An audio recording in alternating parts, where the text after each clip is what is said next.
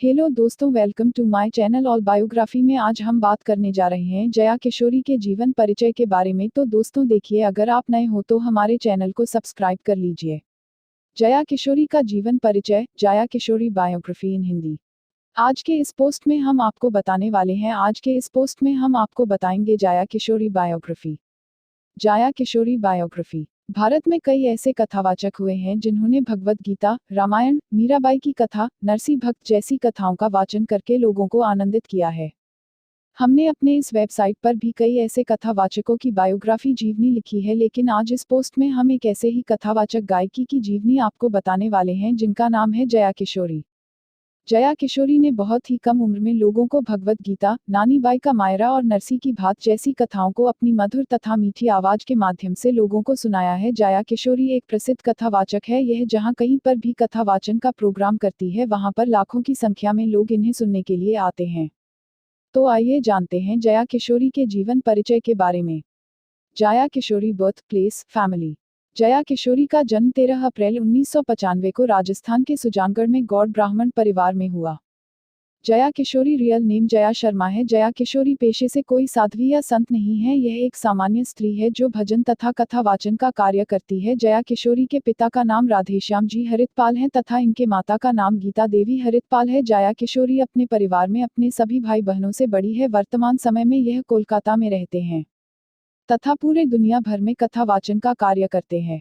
Father, पिता पूज्य Radhe Shyam ji हरितपाल, Shiv Shankar Sharma. Mother, माता पूज्य गीता देवी हरितपाल। हस्बैंड, पति। अवैवाहित ब्रदर, भाई, सिस्टर, बहन, चेतना शर्मा। Jaya Kishori education, qualification. जया किशोरी ने अपनी प्राथमिक शिक्षा महादेवी बिरला वर्ल्ड अकेडमी कोलकाता से पूरी की। इसके बाद आगे कॉलेज की पढ़ाई में बीकॉम की डिग्री 2020 में पूरी ली है। पढ़ाई के साथ ही जया किशोरी भक्ति के मार्ग पर भी आगे बढ़ी, कई शास्त्रों, वेदों की शिक्षा प्राप्त की। School Mahadevi Birla world academy Kolkata. College जल्दी अपडेट करेंगे। Degree bachelor of commerce. Jaya Kishori career journey. Jaya Kishori का जन्म एक भारतीय ब्राह्मण परिवार में हुआ। इस कारण इनके परिवार में भक्ति का माहौल बना रहता था। बचपन से ही जया किशोरी को भगवान कृष्ण के प्रति काफी ज्यादा लगाव हो गया था। यह कृष्ण को अपना मित्र सबका सब कुछ मानती थी और कृष्ण की भक्ति में हमेशा मधुर गीत गाती थी। उनके परिवार में हनुमान जी का सुंदरकांड हमेशा पढ़ा जाता था। इसके बाद से उन्होंने भजन कीर्तन गाना प्रारंभ किया और धीरे धीरे यह कई अलग अलग राज्यों में भी भजन कार्यक्रम करने का कार्य शुरू कर दिया। जया किशोरी ने बहुत ही कम उम्र में संस्कृत में लिंगाष्टकम, शिव तांडव स्तोत्रम, रामाष्टकम आदि को गाना शुरू कर दिया था। इनकी मधुर वाणी सभी को काफी पसंद आती थी। इसके बाद मात्र 10 साल की उम्र में जया किशोरी ने सुंदरकांड सुनाकर लाखों भक्तों को आनंदित किया। इसके बाद से जया किशोरी काफी ज्यादा पॉपुलर होती गई। जया किशोरी जी का भजन जागरण का कार्यक्रम लोगों को काफी आकर्षित करता है, क्योंकि लोगों को लगता था कि इतनी छोटी सी बच्ची और मीठी आवाज में इतना सुंदर कैसे गा सकती है। और यही वजह थी कि जया किशोरी की आवाज काफी मीठी और मधुर थी और उनके चेहरे का तेज इन्हें किसी देवी से कम नहीं बताता था। कई लोग इन्हें देवी के रूप में भी मानते हैं।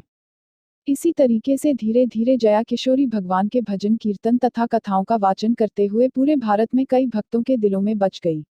बचपन से ही जया किशोरी भगवान कृष्ण की भक्ति करती आ रही है। यह कृष्ण की भक्ति में नाचती तथा झूम उठती है। जया किशोरी खाटू श्याम जी के दरबार में भी हर साल राजस्थान आती है और अपने पूरे परिवार के साथ यहाँ पर 2 से 3 दिन तक रुकती है और यही रात्रि में यहाँ पर भक्तिमय माहौल बनाकर लाखों भक्तों को भजन कीर्तन तथा कथाओं सुनाकर भक्तिमय माहौल बना देती है।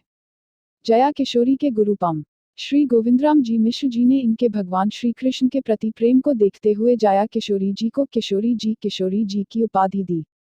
जब जया किशोरी कथा वाचन तथा भजन जागरण का आयोजन करती है तो वहां पर दान पुण्य तथा चंदा के रूप में काफी पैसा इकट्ठा होता है, जिसे यह अपने निजी उपयोग में न लेकर उदयपुर में स्थित नारायण सेवा संस्थान में दान दे देती है। यह संस्था अपंग लोगों के उपचार में इस पैसे को लगाती है।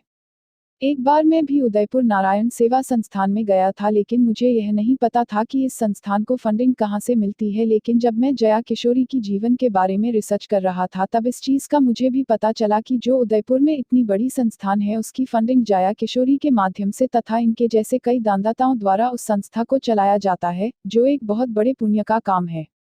दोस्तों, सोशल मीडिया पर जया किशोरी की शादी के बारे में भी कई चर्चाएं होती रहती है। कई लोगों कहते हैं कि जया किशोरी साध्वी हैं, लेकिन जया किशोरी खुद को एक सामान्य स्त्री मानती है और एक इंटरव्यू में उन्होंने शादी के बारे में भी बताया कि वह शादी करेगी, लेकिन उसके लिए अभी समय है। तो उनके इस जवाब से यह स्पष्ट हो जाता है कि जया किशोरी कोई साध्वी नहीं है, यह एक कथावाचक तथा भजन गायिका है।